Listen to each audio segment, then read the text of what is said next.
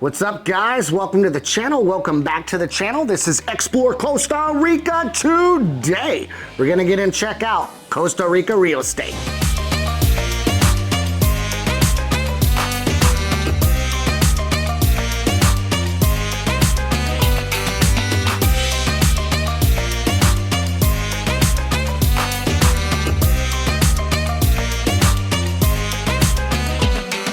What's up, guys? My name is Jeff. This is my beautiful co-host and fiance, Liliana. If you're new to our channel, please like or subscribe. We drop a video every Tuesday and Thursday with everything you need to know about visiting or living in Costa Rica. We sure do. We also host a portfolio of some beautiful vacation rentals in and around the country. If you're thinking about visiting Costa Rica, that website popping up on bottom, xplorevita.com.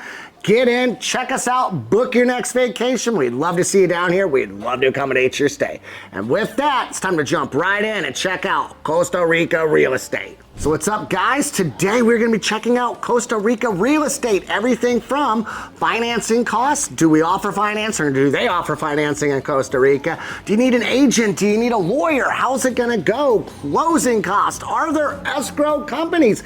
Is your money safe in Costa Rica? And then we're going to get into the fun part of the show, which is what I like, the hot places around the country that are just exploding with growth that I don't know if we'd highly recommend buying there. It's your choice, but these are some of the fastest growing places to come down and make a purchase in Costa Rica. So let's get it going, guys. Do I need an agent or a lawyer in Costa Rica? My take on this is yes and yes. I don't do anything in Costa Rica without a lawyer. Of course, I am a gringo. I'm American. What about you? I mean, when you bought your place, did you have a lawyer that helped you with it? You're a Tica, you're a local, so you have a little bit more rights than us Americans do.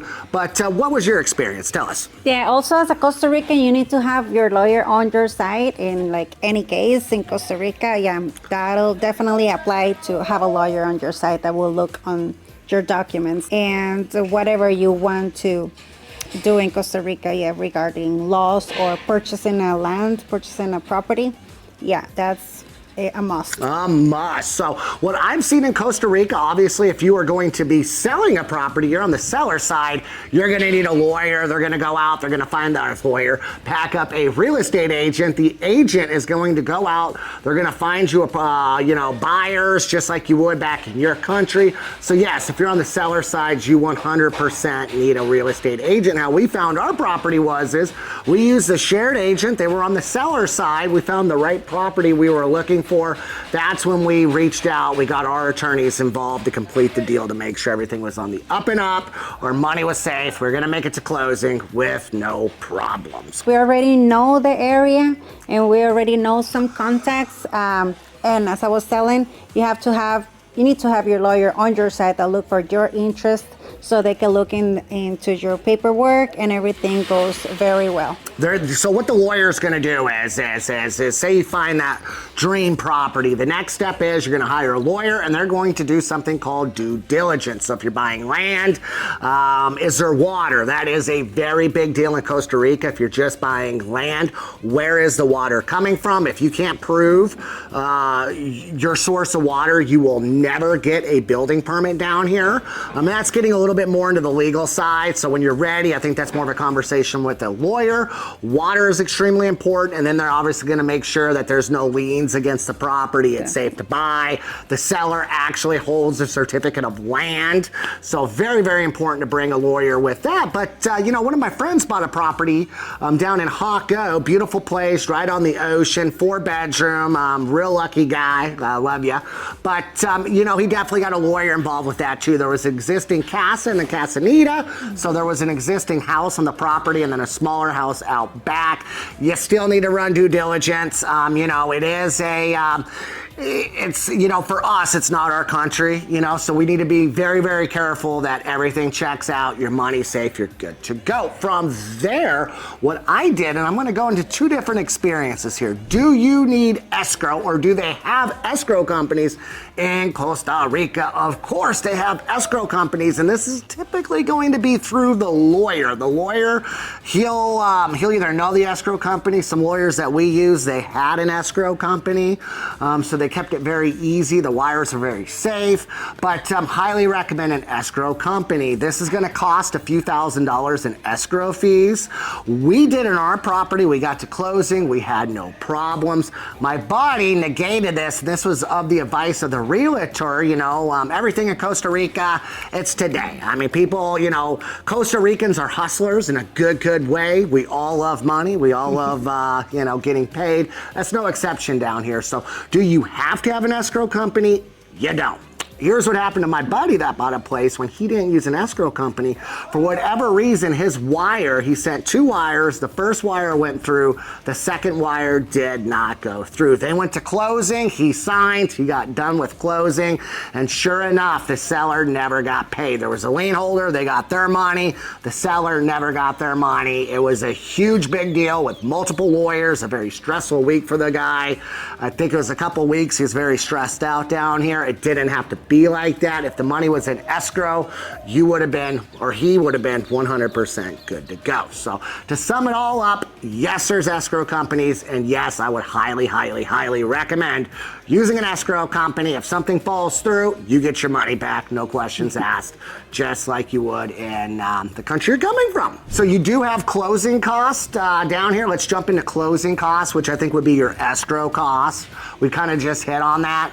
I believe it was 3% of our property's value is what you can expect to pay down here. I think that ranges from deal to deal. You know, if you're buying land and it's a very intricate deal, you're probably looking at, you know, $8,000 to $10,000 in legal fees for the lawyers. You still got to pay the realtor. It's like your own country. I'm from America, so you know the real estate agent, they need to get paid. The escrow company needs to get paid. So that's really going to make up your closing costs. I think ours was about $10,000 with it. We had no problems. Everything was safe.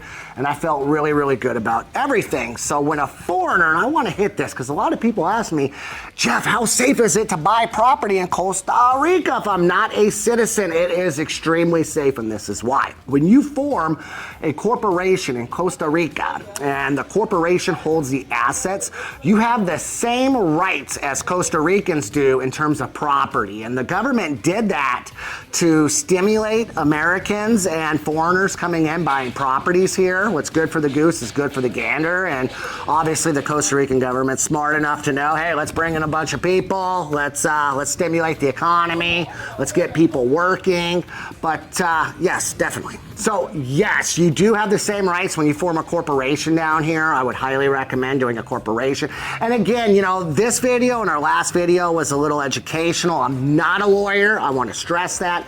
If you need legal advice, please hire a reputable lawyer down here. If you need any contacts, feel free, jump on our website, guys. Send us an email. We'd love to pass on some really honest, top-notch, phenomenal lawyers and real estate agents that can assist you in this process. But yes, long story short, as long as you set stuff up properly, it's 100% safe, and you actually have the same God-given rights as Ticos or Ticas in Costa Rica when you're buying your dream property or investment property. All right, guys, so let's get away from the educational part of things a little bit, you know, the legal side. I find it interesting. Some people might find it a little boring, but let's get to some cool stuff. Where in Costa Rica would you consider, when we're there, you see massive, explosive growth for people coming and investing? Where are good places to buy in Costa Rica? Well, definitely, I would start saying that Guanacaste, since the area is so big and it's so under development for this is going to be like the new biggest city in Costa Rica. So they've been working a lot on that, and part of this is this amazing international airport that has been built a few years ago, and also the city that they're building around the airport and the beaches, and everything is growing very fast, very quickly, and the people, they don't want to lose the chance to get a property over there. There are a lot of options. Very, very true. Guanacaste, it is a little bit more expensive in Costa Rica. I know that Pete Coors is throwing out some names for you gringos. He owns a place up in Cocoa Beach.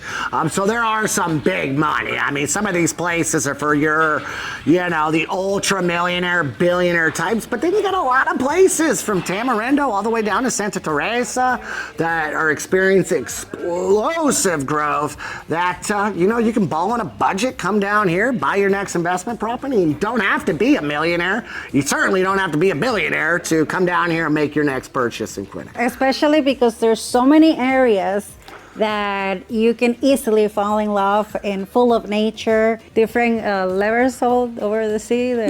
Yeah, there's something that the climate would change, but they're all around a really nice nature environment. Yeah, very true. So let's get away from Guanacaste. Let's take it up into the Central Valley. Well, outside of the Central Valley, it's definitely not a valley. This is going to be the area around Arenal, La Fortuna.